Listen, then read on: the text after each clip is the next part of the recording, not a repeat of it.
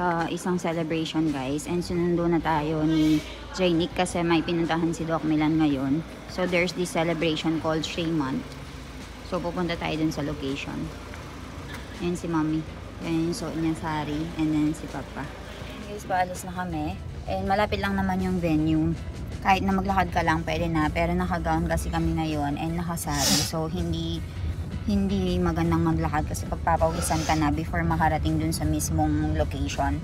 So, babalitaan ko kayo mamaya kung ano yung mga ganap dun sa venue. So, ayan guys. So, nandito na kami sa mismong location. So, ayan. So, nandoon yung mismong event. So, ayan, busy na sila sa pagpo-photos, photoshoot and all. Ketlo saras day kahit siya dami. Jo? Wow, Jordar siya dyan. Masa tayar tayo. So, ayan guys, they are currently doing photoshoot right over there. So, let's go and check. Oh, kem siya ba da? Hi. Bus. Kem siya. Hi. Oh, kem siya. Hi, kayo. Bibra didi. Kem siya. Hello, Chokri. Hello. Kem siya, beta? Santi. Hi, Carly. Hello. So, ayan, they're currently taking photos over there. Kem siya, Mami? Kilo saras tayar tayo. Kem siya ka naman? बस आरो जाना Jay Sam naran. सरदार बाबू So, ayan. हाम्रो Over there. Bolo. So, nandito na nga kami sa mismong celebration, guys. And napakaganda nung design nila dito, kung nakikita nyo. And there's a lot of balloons over there. And meron silang parang chopare or parang swing. And dyan sila uupo maya-maya. Kasama ko ngayon si Prayosa Didi, Kemcho, and right over there is Ekta Didi, everyone. Hi! So we are just waiting for Kusbu Mami to arrive and then the celebration will be starting after some time.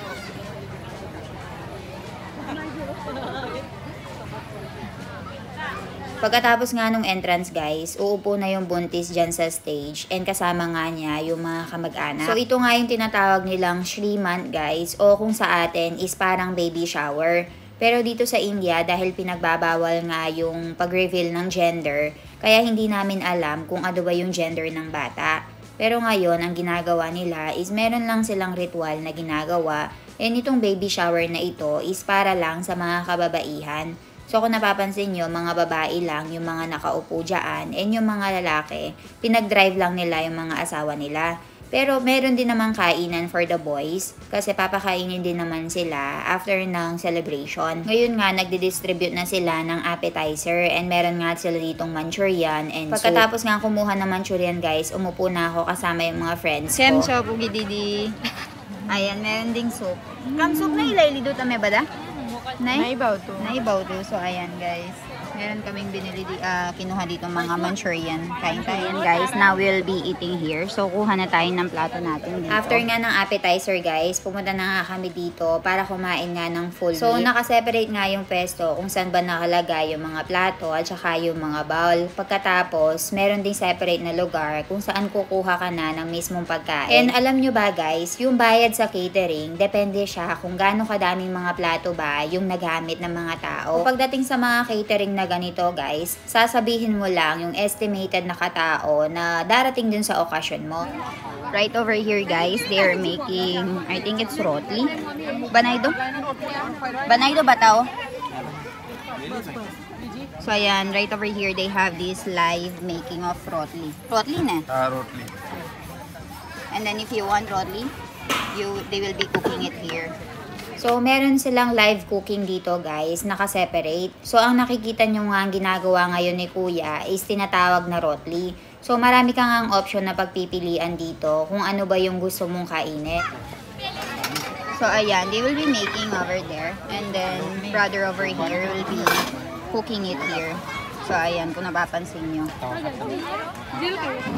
So, merong auntie doon, merong masi na siyang gumagawa ng mga puri.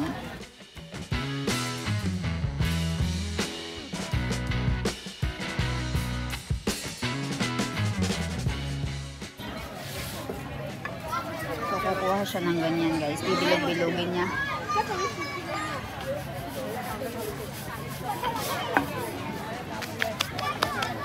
Ano nilalagay nila dito.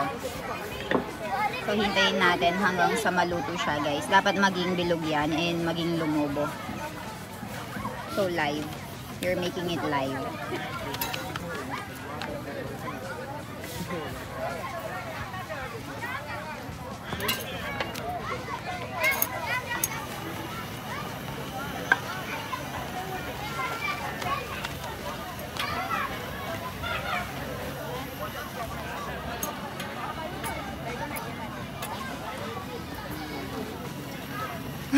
Thank you.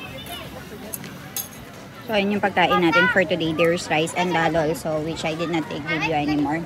So, tara. Napakadaming naming trabaho ngayon ni Mommy. So, meron kami lulutuin na napakadaming tapra, matya, and right over there, meron tayong tiki papri. And naka-ready na yung mga boxes natin. And dito, nagpapakulo na tayo. Ngayon, palulutuin pa natin napakadami. Kasi it's a preparation for the Diwali. And dito, nagpapakulo na tayo ng mantika na siyang gagamitin natin sa pagluluto. So, magiging busy muna ako, guys, and balitaan ko kayo maya-maya. Look at Doc Milan. Doc Milan, what are you doing? Huh? Milan is currently watching a match while taking care of the baby. Huh? Do you know how to take care of the baby? Yes, I'm not taking care of you properly. Oh, look. Ganga boy. Joto karo. Joto karo. Jay Milan kaya na eh. Average Jay. Average Jay. Ungi gya. Ungi gya boy. Oh jagas. Jagas. कहीं नहीं पूरी दिला तब तो जवानन भाई कब Krishnavi. Krishnavi Naam siya ay Krishnavi. So, the name of the baby is Krishnavi. Ayan. So, ayan si Doc Milan. Oy, you have to take care of the baby not to watch TV.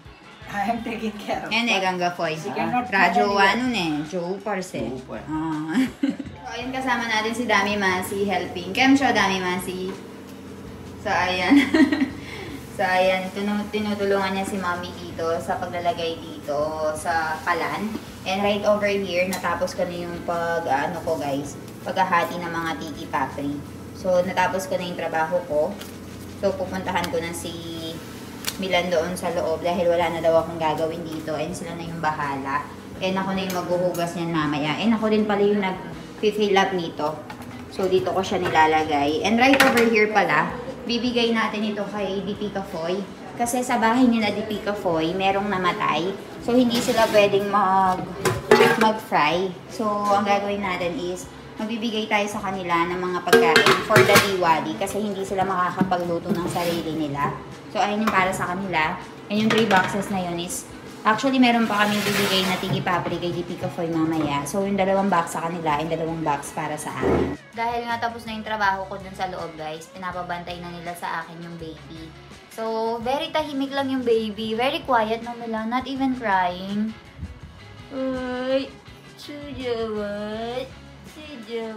Are you ready for the baby? After 2 years. Are you? Yes. Ready na daw siya. Then I'm ready. Hi guys! So tapos na nga kami magluto and oras na para magpahinga. So kaninang umaga nga, nagpunta kami sa tinatawag na Shrimant or baby shower. And napakarami kong nalaman tungkol sa tradisyon na ito guys. So, yung Shrimant pala na ito, guys, is a Gujarati baby shower. So, since nasa Gujarat kami, and yung asawa ko is Gujarati. So, lahat ng mga angkan namin, pinapractice yung baby shower na yon. Even Monali Bobby, yung kamag-anak namin na nasa Canada, yung pinsan ni Milan, si Kayurbaya. So, nagkaroon nga din sila ng Shrimant noong nakaraang buwan. And this time, yung kamag-anak naman namin dito sa India, yung nag-celebrate ng Shrimant. So, kung napansin nyo, parang ano daw, sabi sa akin ni Milan, yung Shrimant na ito is parang kasing bongga daw siya ng kasal kasi napakadami daw nilang iimbitahan. And usually, dito sa celebration na ito, yung mga ladies lang daw yung invited. Pero dahil wala nga daw maghahatid sa mga babae, so kailangan din pumunta ng mga lalaki para i-service yung mga kababaihan. So nagpe-prepare din sila ng pagkain para sa mga lalaki. And sobrang dami kong natutunan, like yung sister-in-law daw, yung uupo, kahilera nung buntis. Kasi usually ginagawa yata siya around 6 or 7th month, kapag 6 to 7 months na yung baby sa tiyan nila. And ito yung baby shower nila. Pero yung kaibahan lang guys, diba dito sa India, hindi sila nag-gender reveal. Like, very illegal na pumunta ka sa hospital tapos tanungin mo yung gender ng bata. Dito talaga sa India, meron silang law tungkol doon. Kasi nga, mas gusto nga nila yung mga lalaki dito sa India, diba? So, yung mga tao dito, lalo na nung unang panahon, kapag daw nalaman nila na babae yung anak nila, pinapaalis nga nila yung baby. So, mula noong, hindi ko alam kung anong year, pero inalis na nga daw nila yung gender reveal. So, yung baby shower nila dito, medyo kakaiba. So, isa sa mga napansin ko sa baby shower, guys, yung brother-in-law, umupo siya sa lap ng sister-in-law. Kasi, sabi nila na may paniniwala daw na yung sister-in-law, para daw siyang mother ng brother-in-law. So, merong nilalagay na haldi or turmeric powder yung brother-in-law dun sa sister-in-law. Parang gently slapping ba? Na, oy, ikaw, wag mo akong kakalimutan pag dumating na yung baby. Ganon. Tapos, yung sister-in-law naman, maglalagay din daw siya ng haldi or turmeric. Tapos, parang indication daw na ikaw, magiging uncle ka na. So, dapat alagaan mo din yung magiging baby ko. So, parang ganon siya, guys. Tapos, yung foy, which is yung kapatid ng father mo, siya naman yung magtatali ng rakri or yung parang bracelet dun sa kamay ng buntis. Parang pagbibigay ng blessing, protection. And yung shrimant pala, guys, ang ibig sabihin is wealthy, in other words. So, itong shrimant na ito, guys, parang indication siya ng pagbibigay ng blessing, karangyaan sa magiging buhay ng bata. 'Di ba? May pagganon pa talaga sila. And meron din pala silang kasabihan dito na yung magkikipagpuja pala, kasi dun sa stage, meron 2 babae na nakaupo. Pwedeng 2, 3, yung mga eldest ng pamilya. So, kung napansin nyo, merong 2 babae na nakaupo sa magkaharapan. Yung kaharapan ng buntis dapat, guys, meron na siyang anak or hindi siya nagkaroon ng miscarriage. Dapat, hindi pwedeng single yung uupo dun sa harapan ng buntis. Dapat, meron na siyang anak. Or, for example, ako, magkakaroon ako ng shrimant. So, yung pwedeng umupo sa akin para gawin yung shrimant ko is si Janu, if ever na meron ng anak si Janu. Pero kung wala pang anak si Janu, and tapos ako, meron akong shrimant na ginaganap, hindi pwedeng umupo si Janu. Pwedeng umupo si Mohini Bobby, since buntis nga si Mohini Bobby, and meron na siyang baby. So, ayun guys. I hope, sa Pilipinas ba, paano ba natin sinaselebrate yung shrimant? Diba usually sa atin, meron tayong pa-gender reveal, meron mga pakulo like cake, balloons. And kung napansin nyo din guys, walang sound dito sa lugar namin. Walang kanta-kanta, walang sayaw-sayaw. Kasi nga pinagbabawal ng society. So ayun, medyo solemn, tahimik. Yun yung pagkatapos nung ritual, kakain na. Tapos ayun, tapos na. Pero I hope meron kayong natutunan sa video na ito and meron akong na-share na kaalaman sa inyo. So, thank you. Sana nag-enjoy kayo.